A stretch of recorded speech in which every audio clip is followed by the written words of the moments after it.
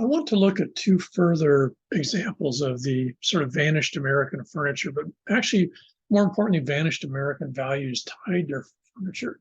You have to remember again, as we were looking at the earlier stuff, all this is symbolic. But before that, just sort of as something for you to think about, sort of the quote food for thought unquote category. I would put in the modern, if you were going to do a modern one, say late 20th century vanished. I would put TV trays in there. I remember those as a kid, but I don't know that they're around anymore. Maybe they are, but I bet you they're not called TV trays. And the second, I would actually put the dining room formal set. You still see dining room formal sets for sale. You can go to Inspiration and see them. But I have a sneaking suspicion they're not high on the list of things that people are buying, in what you might call sort of normative middle class homes anymore. And if they are, I suspect that people try to figure out what they're going to do with them. What I would like you guys to just sort of think about, again, no, don't bother putting any sort of response back on this, but just sort of think about if someone were to give you an assignment and actually ask you what pieces of furniture and sort of the symbolism attached to them you think are going to be vanished by 2030, what would those include? I haven't really thought about it myself, but I have some sort of vague ideas. But to sort of think about that when you're looking at these historic presentations about furniture pieces that disappeared, say, in the last 120, 140 years, and think of what, if you were doing a presentation in 2030, what pieces of furniture around in, say, 2010 have essentially vanished from the American home. So let's go back and look at our last two, 19th to early 20th century, now sort of dinosaurs of furniture. The first is moving us into the dining room. And this sort of makes sense. The dining room was a much more significant social place in the 19th century and in the 20th century, though it shifts. In the 19th century, the dining room probably was one of the greater areas of gap between what you might call middle class life and upper middle class life in the United States and in Europe. Middle class families generally had a small dining area, and it was oftentimes sort of one of the criteria for being lower middle class was the fact that you had a small dining area versus upper middle class. Upper class would have large formal dining rooms with massive tables and the whole 9 yards. And so the furniture in the dining room was very sort of socioeconomic class prescribed. But also, as folks start to get up or the aspirational in the 19th century, what you find is they can't really increase the size of their home. That's a late 20th century thing with the idea of suburban life. But in the 19th, early first half of the 20th century, people's homes were pretty much fixed. They weren't going to move around a lot.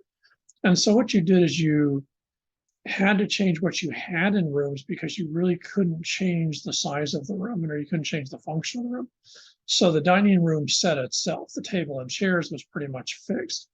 What you find was the actual critical piece of furniture that actually in many ways symbolically was more important than the actual dining room table itself, since that was actually pretty functional. People used it for almost all meals, was the sideboard. And this was a fascinating piece of furniture. These have almost entirely disappeared in American society. I suspect even in antique stores, they're very, very, very rare. They were extremely heavy. They were always carved out of wood. And many of them in the United States were made in places like Ohio, stuff where you had a large German, Scandinavian immigrant population that was, basically grounded in woodworking, especially carving, when they came over here as immigrants. And so they basically continued that. And so what you find is this peculiar piece of furniture. So let's take a look at a couple of examples. Okay, so here's the side stand. These were invariably put against the wall on the sort of longitudinal or long side. So there would be this visualized, the center of the room would have a long rectangular dining table. Chairs with one end would be, I can never remember if it was north or south, but anyways, one end would be where the husband or head of family would sit, and then everyone else ranked on the other three sides. This would be on the side, the solid wall facing the dining room table on its long side. Massive pieces of furniture, extremely heavy, hundreds of pounds very commonly. This is a fairly small one. Here's a much more ornate one. One of the really striking aspects about this is much of the artwork, and let's segue back and forth, it's sort of hard to see with this one.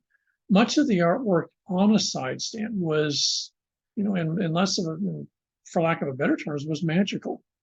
There was a huge reference, if you notice here, to food, to dead birds, to dead deer, all sorts of animals, hunting dogs. The same thing here, animals. The only thing you see occasionally now, though, it's probably disappeared in American side, would be the idea of a cornucopia. It's, I think, Thanksgiving, or I can't remember when you see them. The idea of a horn in which, food, limitless amounts of food comes out of. And that's, if you notice, that's the large part of what these things are. They were massive constructs of wood whose basic function was basically of symbolic art. And there was a sort of interesting assumption, given the fact that American society being largely Protestant Calvinist, sort of interesting to have this logic, that the artwork on the side stand or sideboard would basically help make sure that the family always had more than enough food to fill the dining room table.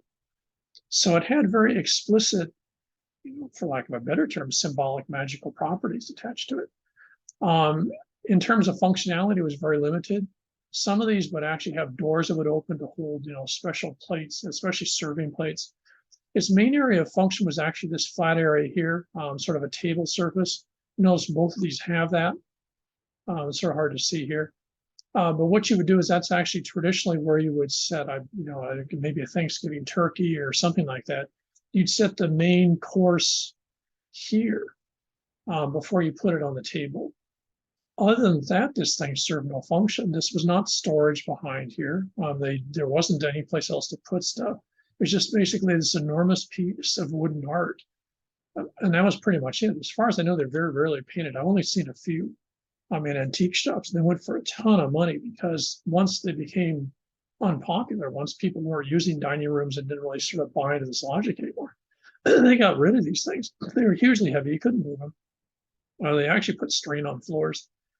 And so they're a fascinating example of symbolic art that was very much part of the European ethos, especially what you might call Central Western European.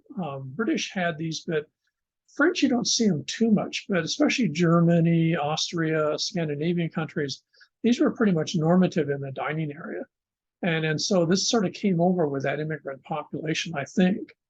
And so by the 19th century, what you'd find is everyone had these things.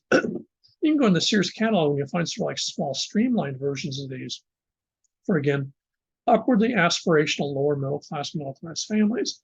And this was actually one of the major purchases of furniture in the house because these things were extremely expensive. And again, because they weighed so much, they were very difficult to move around.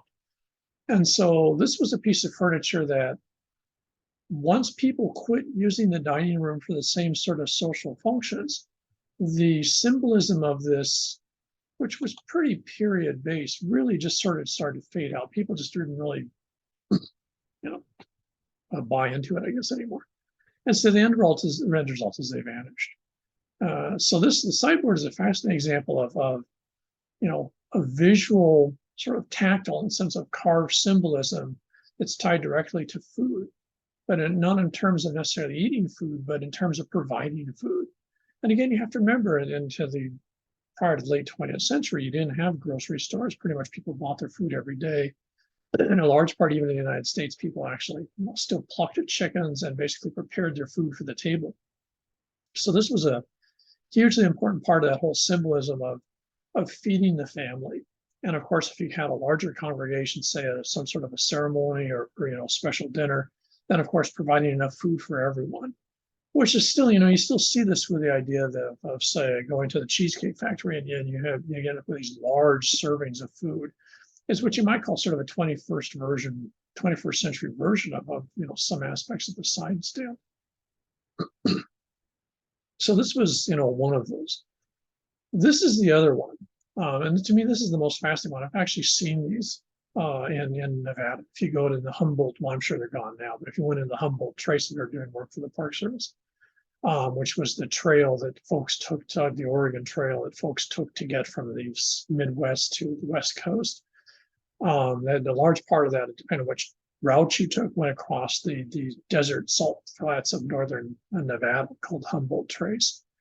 And you have to remember again, everything was moved by wagon, just like you see in this image here. So, the amount of stuff you could carry was limited. Where you were going, basically, you had to bring everything with you. It was to sort of the 19th century, early 19th century version of a moon expedition. You weren't going to order it. You weren't going to get it. There was no traffic. There was no movement. And what's really fascinating is given the fact that, wagons at the time, especially if you're going cross country, were pretty much limited to about 650, 800 pounds of what they could carry. And that had to include food for animals, food for people, everything from nails to hammers to everything you're going to need for a life in the new part of the, North America. One of the things that people felt really that they had to have with them was this thing.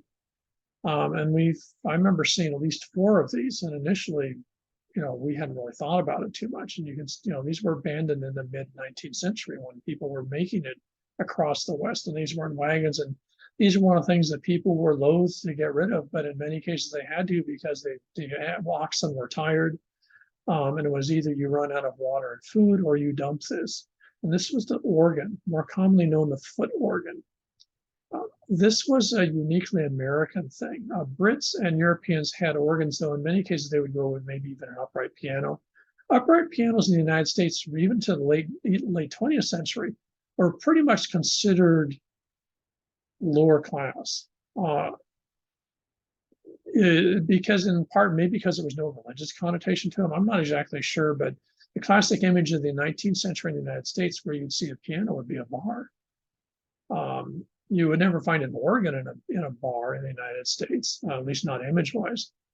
But in the home, you very rarely would find a piano. You'd find this organ. And now let's segue to an image of what the organ looks like. Here's an organ here. Now, these were fascinating instruments because they really were about as non-functional as you can get. If you've ever heard it, there's a few of these still around. You basically had to pump these pedals on the bottom to put air, then blew air, then bellows, through a set of basically whistles. And once you pressed a key, it decided which whistle to use. These things sort of sound like a bunch of cats being tortured. It's almost impossible to make them sound any good.